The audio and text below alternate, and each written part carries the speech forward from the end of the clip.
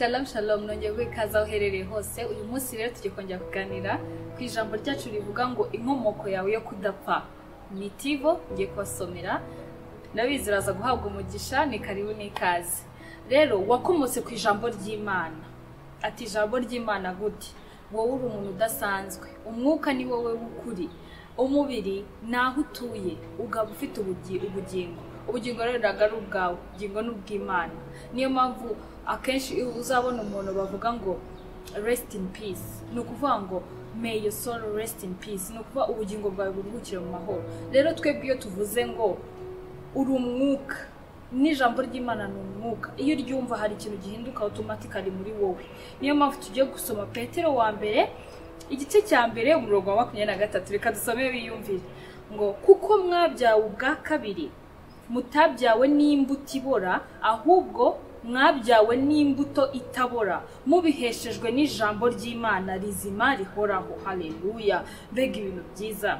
Iyo tuvuga ko umukristo yabyawe n'Imana, tuba tuvuga ko yabyawe n'ijambo, ni umwana w'ijambo. Intumwa Yakobo yaravuze ukuri muri Yakobo igice cya mbere umurongo wa 18, yaravuze ngo Imana yatubyaye binyuze mu ijambo ryayo ry'ukuri kugira ngo tube umuganura w'ibiremwa byayo. Haleluya! Intumwa Paulo nawe yabigejeje ku rwego rusumba izindi, nawe maze abyita ngo turi inzandiko za Kristo. Haleluya! Turi urwandiko rwa Kristo, umusaruro w'umurimo wacu rutandikishijwe wino, ahubwo rwandikishijwe n'umwuka w'Imana ihoraho, atari ku bisate by'amabuye ahubwo ku bisate by'imitima y'abantu. Haleluya! Ibyo uraza kubisoma muri Abakorino 2 ibice 3 umurongo wa 3.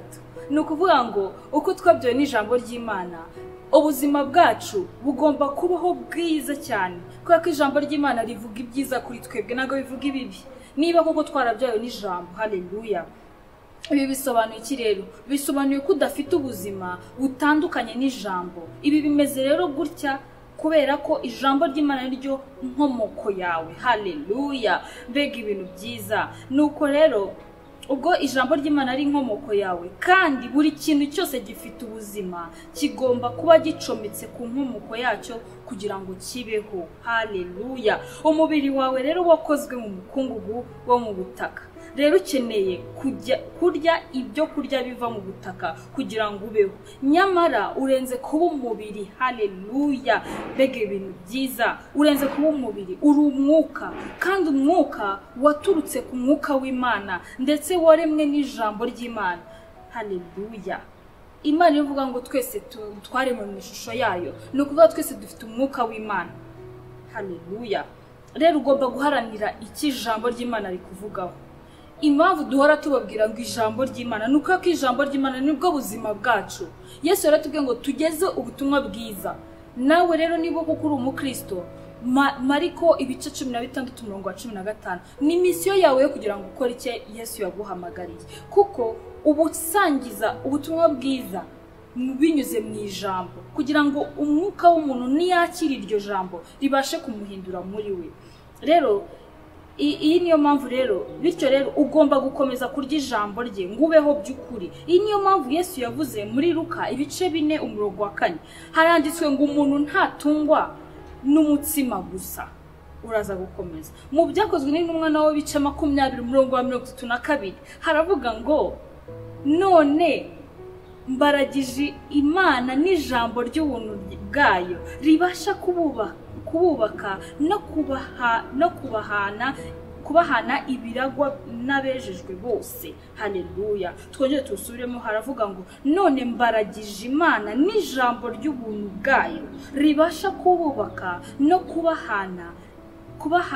kubahana ibiragwa n'abejejwe bose, binyuze mu ijambo. Utegurira ubuzima bwawe n'intsinzi bwa buri munsi, kuko mu buryo wanyuramo bwose uhora unesha. Gira iyi mentality yo kuvuga ngo mporanesha, mu kuzamuka kwawe, mu kujya mu kazi kawe, jya uvuga ngo mporanesha. Ukoresha ijambo mu byunyuramo byose, nurikoresha rizazana umusaruro nta kabuza. Haleluya!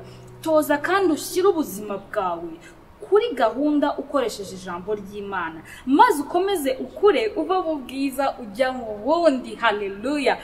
mbega ibintu byiza. Ubuzima bwawe bugomba kuva mu bwiza bujya mu bundi. Ntukabe wa muntu ubuzima bwe buhora babona nta mpinduka, ahubwo niba ubakira ku ijambo nakabuza uzabona icyo Imana cyose yagusezeranyije. Haleluya. Rero biraba ni byiza cyane ko mu Kristo amenya umurage yahawe, amenya ibyo yaherewe ubuntu kugira ngo ahagarare ataneshwa. Haleluya. Mbega ijambo ryiza. Uraza rero gucengera mu Bakorino ba kabiri ibice 3 umurongo wa 2 urageza kwa 3. Urongera usome Bakorino ba kabiri ibice 3 umurongo wa 18. Urongera usome Matayo ibice 4 umurongo wa 4. Sengana nanjye risengesha. Haleluya. Data mwiza, niyeguriye ijambo ryawe ari ryo rigaragaza kamere yanjye nyakuri, uwo ndiwe, inkomoko yanjye n'umurange wanjye muri Kristo Yesu. Ndi ukwigaragaza kwa Kristo utaboneka kurabagirana k'ubwiza bwe. Haleluya. Uko ari niko nanjye ndi muri iyi si, kandi ubwo ntoza kandi ngashyira ubuzima bwanjye kuri gahunda nkoresheje ijambo ry'Imana, ndahindurwa rwose, mbaho mu bwiza buhoraho bwiyongera. Amen. Haleluya. Imana ishimwe cyane kubwira isengesho rikomeye tubashije gusangira aya masaha. Ndabizi ko nawe aho uherereye urushaho kugenda ubyumva no gukora ku ijambo ry'Imana, uko uza no gusabane hamwe n'Imana yawe. Nta kabuza, ni ukuri byo tukubwira, ni ukuri uzabona impinduka binyuze mu ko wubaha ijambo ry'Imana. Na nutazafata umwanya wo kugira ngo usome ijambo ry'Imana, uzaguma uba mu buzima budafite gahunda, ubuzima bw'ubuyobe. Haya. Pega. Rero uno munsi umukoro w'uyu munsi, tekereza ku byo Yesu yavuze muri Yohana 8:42, maze amagambo yavuze uyagira yawe. Uyivugeho, muri make uyivugeho maze wirebera impinduka. Mbega ibintu byiza. Rero muri gahunda yo kugira ngo tugumye kubaka, tugenda dushaka uburyo ki twatera imbere mu bijyanye n'umwuka, hari aka gatabo dusoma ka buri munsi kagufasha gutera imbere. Niyo mpamvu kitwa Tivo.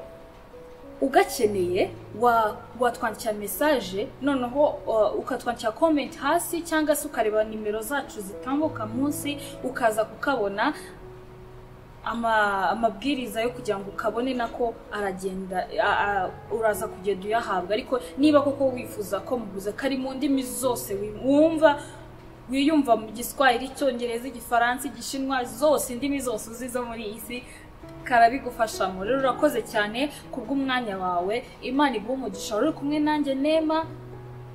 Shalom shalom. Mahoro y'Imana agumye kubana nawe. Amen.